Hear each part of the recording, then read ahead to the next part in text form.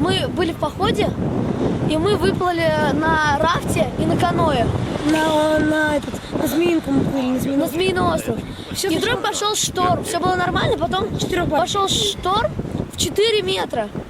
Нас носило туда-сюда, и мы пытались гребсти час, но мы не сдвинулись с места вообще. У нас 3 весла потерялось. 3 весла даже потеряли, из рук выронили. А волны прям на нас, все намочилось, вся одежда намочилась.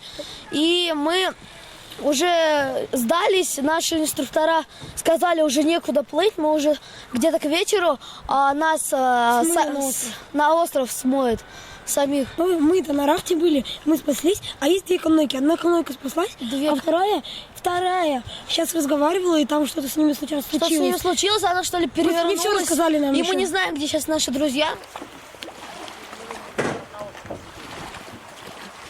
Нас унесло водой в более сильные волны, и чтобы как-то выжить, мы приплыли к острову.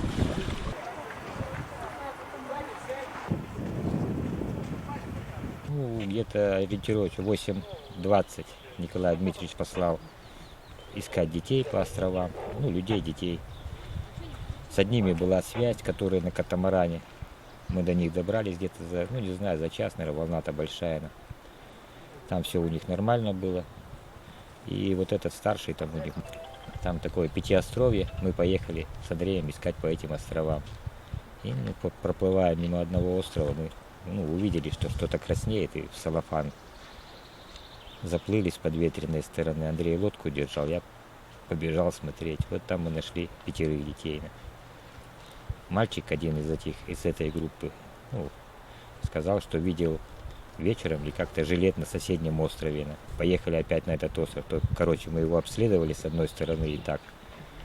И нашли еще одну девочку на этом острове. Потом я пошел по берегу.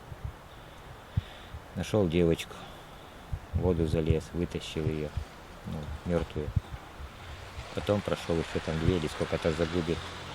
Нашел еще одного ребенка, не знаю, девочка, мальчик, но я с 2 попыток не мог достать. Там глубина большая, волна, там прибой такой. В следующем пути я, видимо, поехал в тот лагерь.